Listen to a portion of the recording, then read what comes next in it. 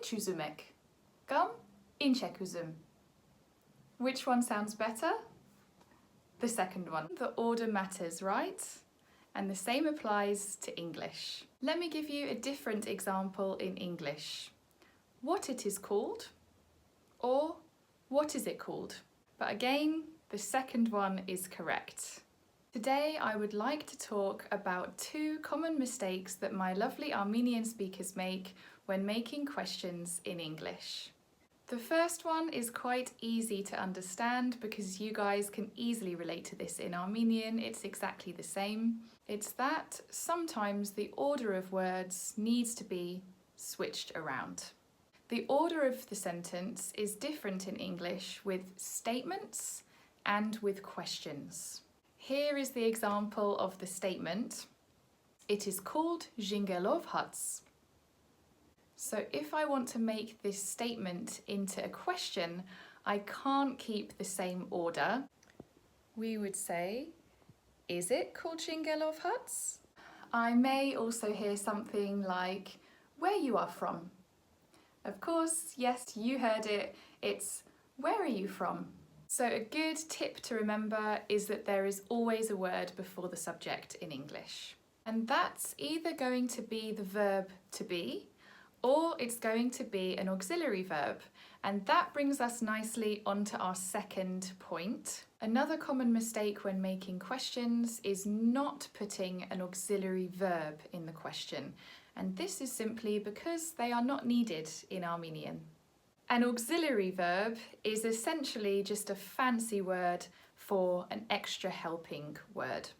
But this can make a huge difference when it comes to sounding like you have a low level of English or a high level of English. And we want to help you get up to those higher levels of spoken English, right?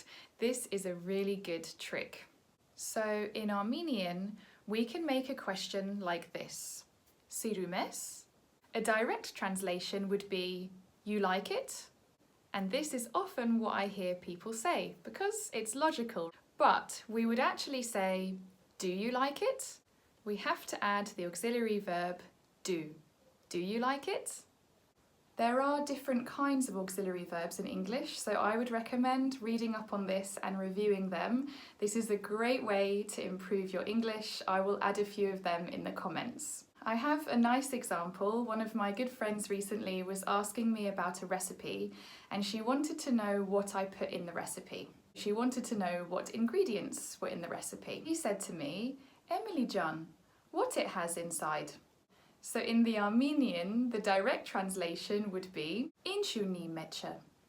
As you can see, in the Armenian, there is no need to add the auxiliary verb, but in English, we need that auxiliary verb does. What does it have in it?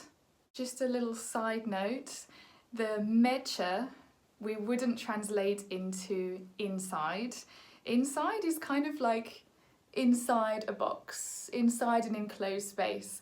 Actually, we would just say, what does it have in it? Another thing I sometimes hear is how it tastes. The auxiliary verb, where would we put that? We have the does. How does it taste? Yes. What time he gets up?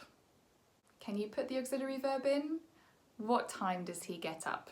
And finally, where she works? Where does she work? Very good, you're getting good at this now. Today I've mainly just focused on the auxiliary verb does. Of course there are many other auxiliary verbs in English, so you can look those up for your homework and I'm sure you will very easily get the hang of them.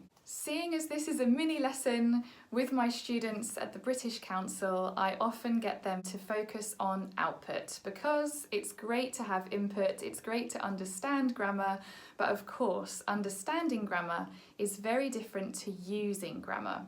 So I'm now going to challenge you to make a few questions in English and I'm sure that you will get 100% on this. Let's just imagine that you want to find one of the wonderful museums in Yerevan and you don't know how to get there. So I'm going to answer the question, but you have to think, what is the question? The museum is on the corner of the next street. What was the question?